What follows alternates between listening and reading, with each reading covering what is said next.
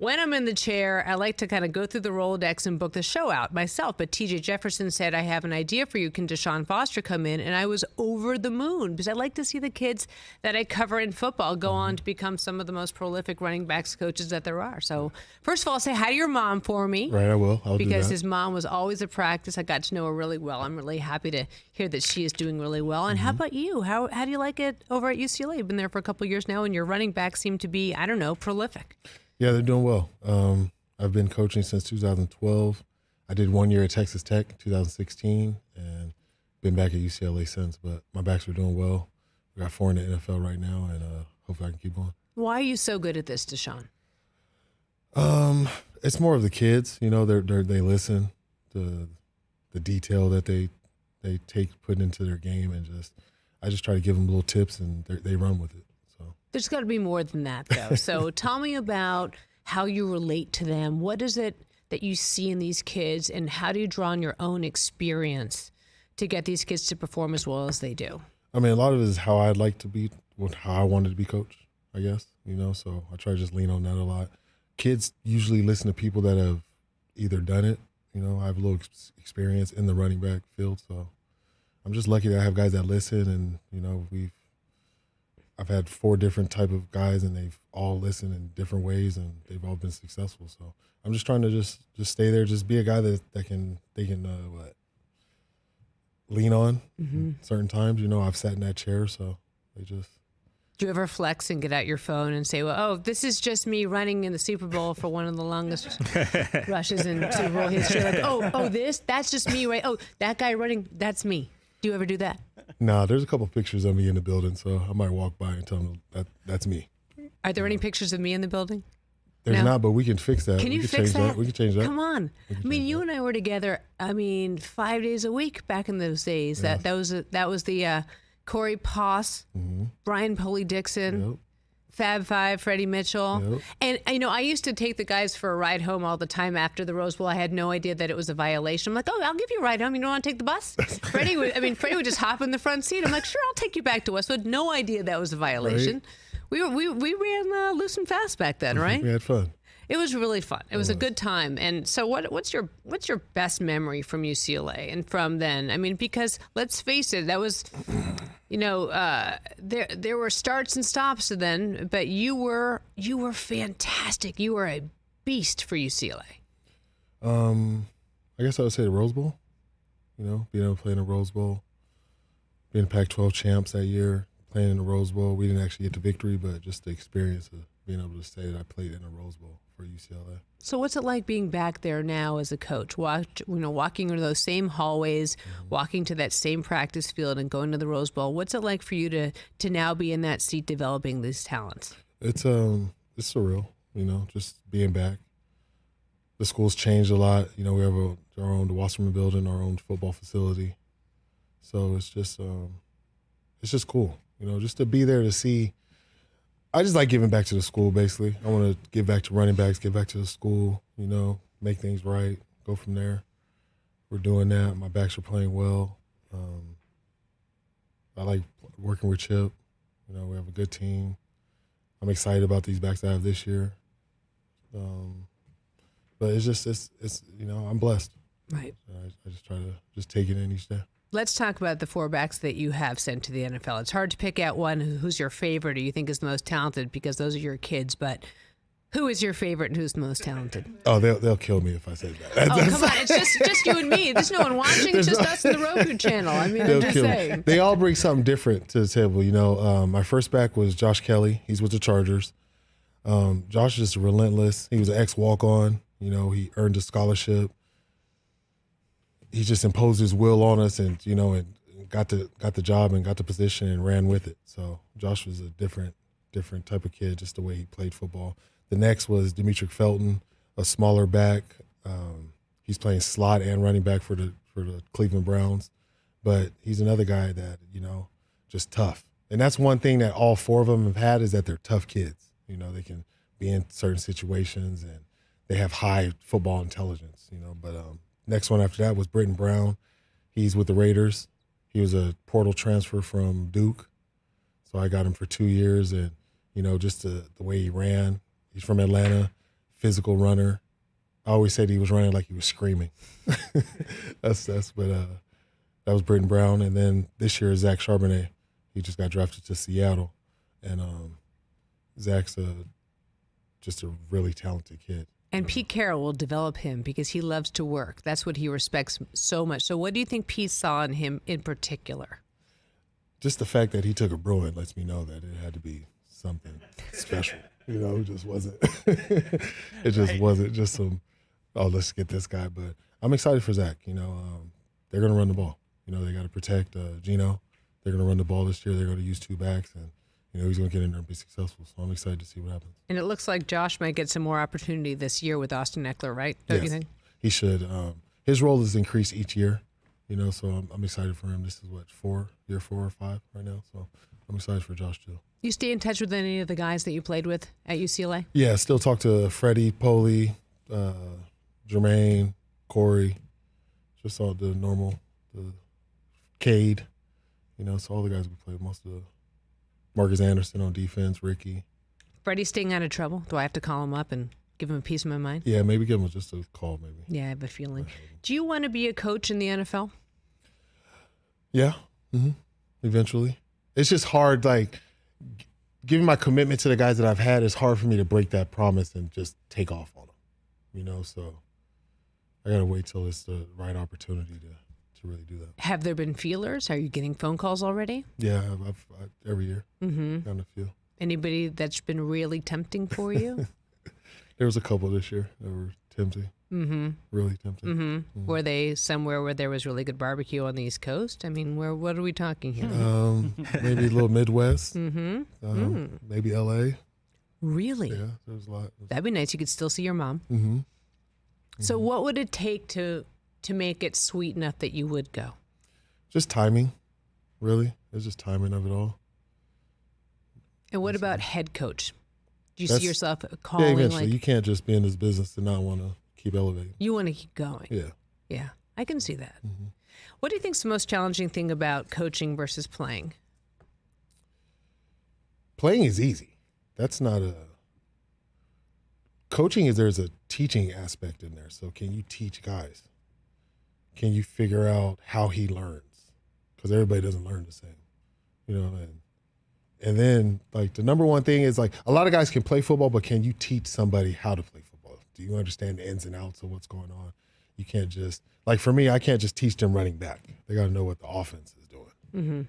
So it's just we're teachers basically. You got to get in there and really teach somebody. It's not just get the ball and run. DeShaun Foster joining me here on the Rich Eisen Show. Suzy Shuster in for Rich Eisen.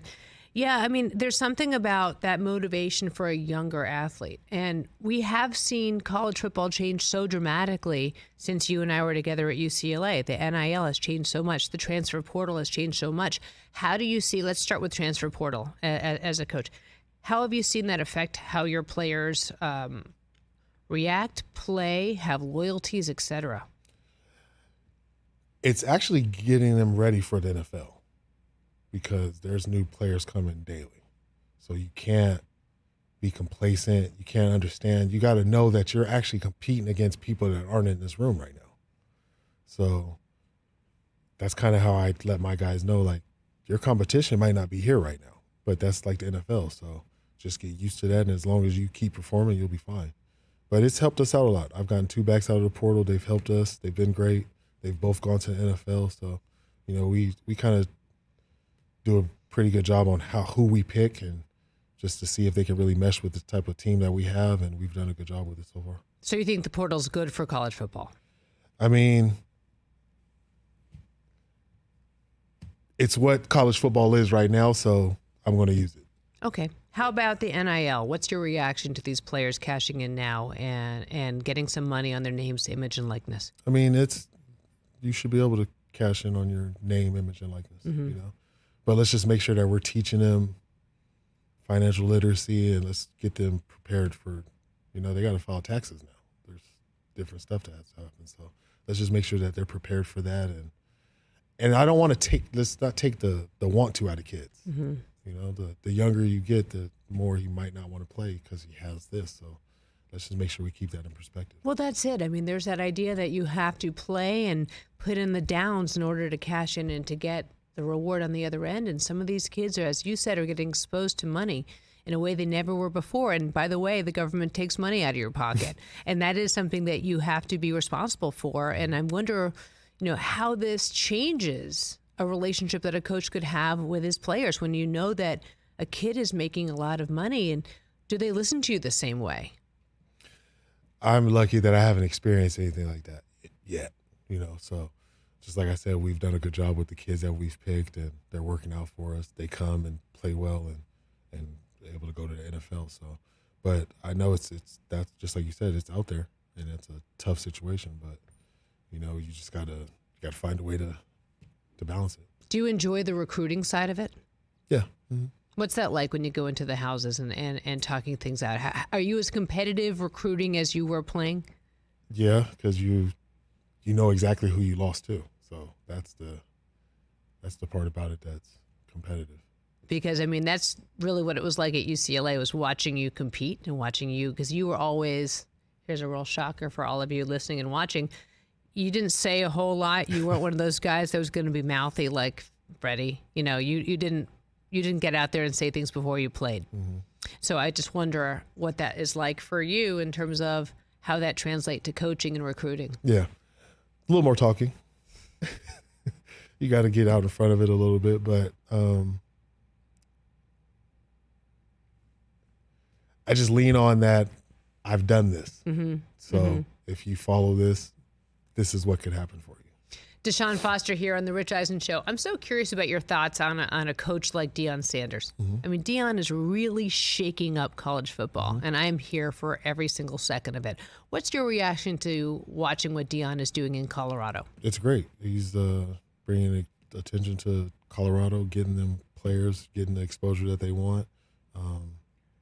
He's another coach that can coach off experience. I've played this, I've done this, so. And him being a head coach, it's just going to help other athletes become head coaches. So that's how I look at it. I'm here for it. I'm all about competition. So anything that's going to elevate competition and ball, I'm for it. What I really like about how he's coaching over there is he is very much a disciplinarian, but he's a player's coach, right? He's not there for everybody else. He's there to support his guys. And we all know how Deion is. It's his way or the highway. But I think that it'll be interesting to see how his style of coaching affects the rest of college football. Mm-hmm. Mm-hmm. Because you have, in your coach, a very different approach. You've got an older school style coach. Yeah. So how do you interject your style with someone who already has an established style of coaching? You just got to kind of stay in your lane. You can't be something that you're not, kids will see through that. So I kind of you got to stay in your lane and go from there, really. But it's not. I just like what Deion's bringing to the table and bringing to the pack this year. So I'm excited. I'm glad we get to play him in L.A. No kidding. I didn't want to go out there. I know, right? I think we'll get tickets for that ahead of time. TJ, you want to go? Oh, you know this. You and I will go together? Let's do it. It'd be sweet. We'll hook that one up, right? I'll give some I know players. some people. You know some people. We know a person who knows a person, right? I know a guy who knows a guy. I think you're right. Who should we look for at UCLA now? This in my running back room? I have a returning player, TJ Harden from Inglewood. Oh, that name right there alone. He played the last 2 games. Then I also have Carson Steele. He's a portal transfer undergrad transfer from Ball State. Mm-hmm. He had 1,500 yards last year and 17 touchdowns. So, and he looks like Thor. You guys should look this guy up. He's get on to Chris. Yeah, I'm really excited about this guy though. Do you ever want to drive across town and poach anybody? Do you ever just add that old fashioned go over to the Trojans and think, hey, I could work with you? They've had a couple kids come to their senses and come on over. So it's they went from the dark side and came. It was kind of like Star Wars a little bit. Well, that's exactly right. I mean, you had to work some Jedi mind tricks and try to let them know. I always tell my kids, and you should try this out. Don't you know it's like you can either fall to the dark side or you can follow me to the light. No Ewoks involved, right? There it is. Who was the running back when you were playing that you wanted to be most like? Marshall Falk. Mm-hmm. Mm-hmm. Now I know a guy. Yeah. I know a guy who knows a guy. What about coach? Who's the running backs coach, or who's the coach that you had that meant the most to you? So, okay, my high school coach. Well, let's go back. Pops was my first coach. He started all the discipline and everything for being in the military and everything. So got that from him. Then my high school coach, I was just glad that he transferred into the school, came, put us in the weight room, and just got us lifting and really just trying to be a team. And he let us play both ways, so you can be an athlete. When I got to college, I had Kelly Skipper. That was really my man. He taught me a lot of ball and how to play and understand football at that point. Then I went to the NFL and I got drafted to Panthers, and Kelly's dad was my coach, Jim Skipper. That's right. Yeah. So I was still in the family, getting the same coaching. That was great. And then once I started coaching, I was under a man named Kennedy Palomalo, and he coached Reggie and everybody across town. Was he Troy's uncle, right? Yeah. Uh-huh. And I got a lot of the stuff and my terminology is from Coach Palomalo. But those four people, those are the coaches that have really made a good imprint on me. Before we let you go, DeShaun Foster, what do you think? How many years are we going to see you around college football? If you were to guess, like if you were to structure this, and if you were going to, have like a perfect tract, what do you think? How long before we see you in the National Football League? I don't want to jinx it and put, you know what I'm saying? I might put 8 years out there but there's not a time. It's just a perfect situation. It's just timing. It's going to be tough for me to leave UCLA knowing that that's my school and the success I'm having with my running backs and everything. But, it's in the near future. You still have your old sweatshirts, so they still fit? Yeah. You kind of look the exact same. I mean, just give or take. It's shaped different. Whatever. No, when you're older, it's different. It's like yesterday. It's kind of funny. It's great. I'm so happy to see you. I don't have any hair on my head, but I have it on my face now. Well, but I'm married to a man who's suffering from that, so it's not like it's going to bother me at all. You know what I mean? Chris across the room is not exactly. DeShaun, real quick, where's your touchdown ball from the Super Bowl? You got that? Yeah, I got that house. Well, my parents have it at their house. Oh, that makes sense. But I have it. Okay. Yeah. What was it like playing in that game, and what do you remember from that Sunday, even though you were I just knew I was going to be Sports Illustrated. That was the cover right there. I just knew it. That if we win this game, I'm going to. But it was that's Janet Jackson. That's the Janet Jackson Super Bowl. Yeah. It was a good game. We really couldn't move the ball in the first half. We got in the second half, kind of went 2 minute, kind of did our tempo, and that's how we ran up all the points. But the Patriots are a good team. I was upset at that time, but I can't be upset that dynasty beat us. We're both Patriots fans, right? I'm so most sorry people for are. you. It's okay, though. Yeah. I'm not going to hold it against you. Thank you. I won't. But. DeShaun, you once had a 301-yard game with 4 touchdowns against Washington. Yeah. What was that like? So Jerry Neuheisel's on staff. His dad was the coach. Oh, you're kidding. Yeah, I had no idea. Jerry's a receiver coach. So I see Rick all the time. Rick's like, you better thank me for getting you drafted. Every time I see him, that's his first thing he says to me. But it was just, I was just on that game. It was just it was just another game I was just on. Why do you always like that dark visor? Technically, you can look around and they can't see where your eyes are. That's the real, but it's also cool. You just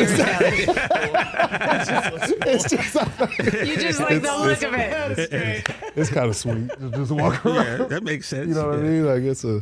Also, Suzy, Carson Steele, he does look like Thor. He does confirm. And he has a pet alligator. Well, who doesn't, TJ? Listen. Who doesn't have a pet alligator? No, thank you. Has he brought it around? No, it's still in Indiana. How does a gator get to Indiana? Right? Apparently, it was a Christmas gift. Carefully. Wow. It was dad, right? It was a gift. I believe so, yeah. It's funny. You brought up Marshall. Marshall always says that when he played, the game would slow down. And it was like everything got really slow, and he could kind of look very matrixy at the field. What was it like for you? Well, he was moving at a way faster pace than I was, but it was similar to that. It was. So walk us through it. What was that like? You just get in the zone, really, and just stuff is moving. It's moving fast, but it's still in a controlled manner, It's not, you're not really reacting to stuff anymore. You're kind of anticipating it happening. So you just getting that. get like we were saying earlier, you kind of turn into a Jedi, I guess. Kind of see it before it happens. You miss playing? I guess, yeah.